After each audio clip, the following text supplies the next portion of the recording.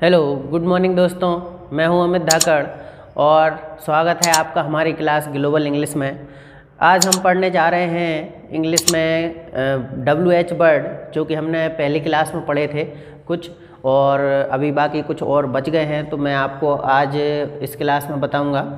पिछली क्लास में हमने पढ़ा था व्हाट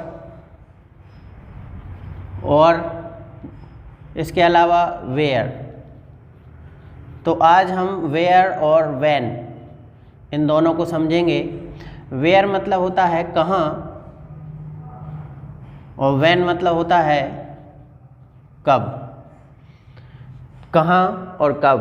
तो वेयर मीन्स कहाँ, कहाँ मतलब हम पूछ रहे हैं कि हम प्लेस के बारे में, वेयर में हम बात करते हैं प्लेस के बारे में, और व्हेन में हम बात करते हैं टाइम के बारे में। वेयर में हम प्लेस के बारे में बात करते हैं और व्हेन में हम टाइम के बारे में बात करते हैं। तो पहले हम वेयर को समझेंगे।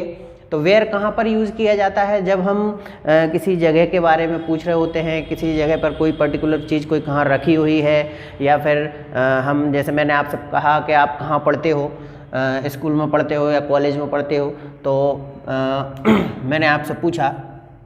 क्वेश्चन वर्ड जैसे कि मैंने बताया, आप किसी भी रूल के साथ यूज़ कर सकते हैं। सभी रूल हम यूज़ कर सकते हैं क्वेश्चन वर्ड के साथ, WH वर्ड के साथ में।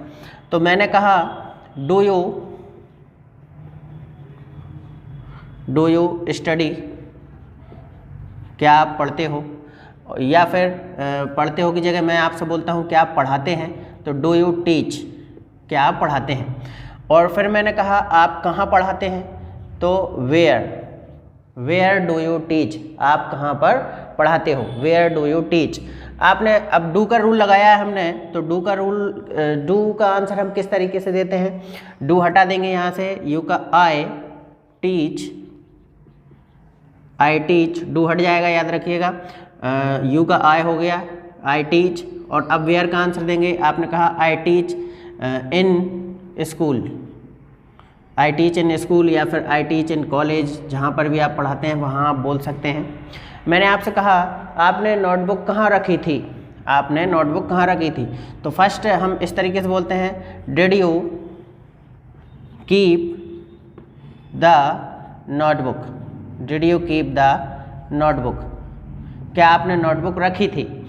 अब मैंने आपसे पूछा where did you keep the notebook, आपने नोटबुक कहाँ रखी थी। Did you keep the notebook, इस लाइन का मतलब है क्या आपने नोटबुक रखी थी। अब मैंने पूछा where did you keep the notebook, आपने नोटबुक कहाँ रखी थी।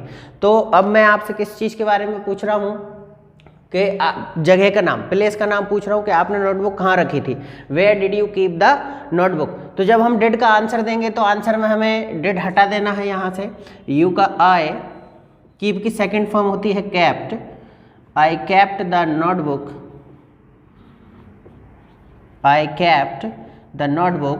अब आपने जिस तरीके से कहा, जैसे आपने कहा I kept the notebook in bag, तो मतलब बैग के अंदर रखी थी आपने, या फिर आपने कहा कि मैंने टेबल के ऊपर रखी थी, टेबल पर, तो I kept the notebook on table, table पर रख रहे हैं तो हम इसलिए वहाँ पर लगाएंगे on, I kept the notebook on table, मैंने नोटबुक को टेबल पर रखा था, या नोटबुक पर मैंने टेबल रखी थी। इसमें हम फ्रॉम अगर और जोड़ दें, जैसे मैंने कहा फ्रॉम वेयर, तो वेयर मतलब हो गया कहाँ, और फ्रॉम वेयर मतलब हो जाता है कहाँ से। तो मैंने कहा from where will you buy the laptop, from where will you buy the laptop, आप लैपटॉप कहाँ से खरीदोगे, from where will you buy the laptop, आप लैपटॉप कहाँ से खरीदोगे। तो आपने कहा, अब विल वाला रूल लगाया आंसर में हम, आई विल बाय द लैपटॉप,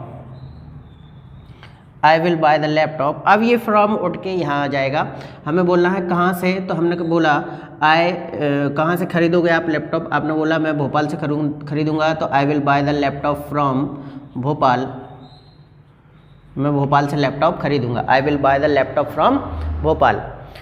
इसके बाद अगर आप चाहें तो फ्रॉम को आप सबसे लास्ट में भी लगा सकते हैं, वो भी कोई मतलब कई लोग फ्रॉम वेयर इस तरीके से पूछते हैं, या फिर कई लोग ऐसे पूछते हैं where will you buy the laptop from.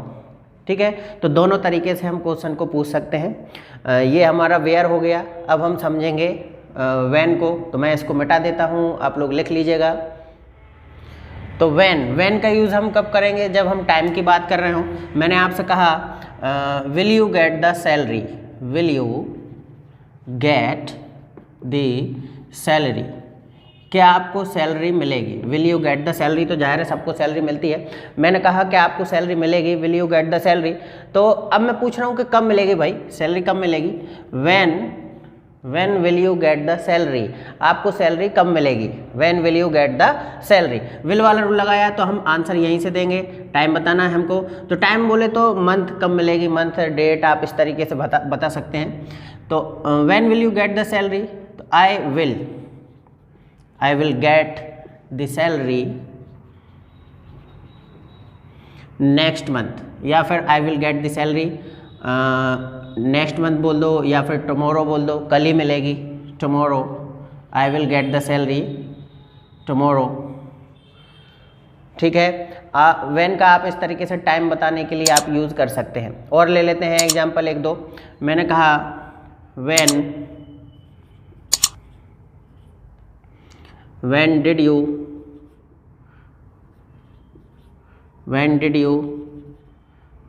meet,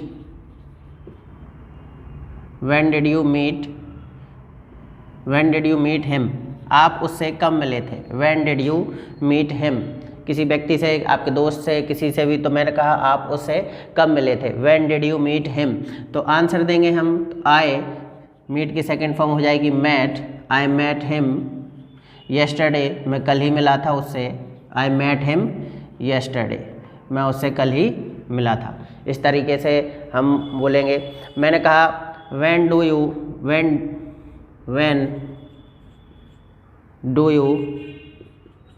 study, आप कब पढ़ते हो, सुबह दोपहर शाम किस टाइम पर। तो when do you study, आप कब पढ़ते हो, तो आंसर देंगे हम आई स्टडी एट नाइट, मैं रात को पढ़ाई करता हूँ, या फिर इन मॉर्निंग में पढ़ाई करते हैं। तो when do you study, आप कब पढ़ते हैं, आपने कहा आई स्टडी एट नाइट, मैं रात को पढ़ाई करता हूँ। तो ये हमारा था वेयर और व्हेन। इसके बाद हम अगली क्लास में हम अपना नेक्स्ट पढ़ेंगे। तो आज के लिए इतना ही।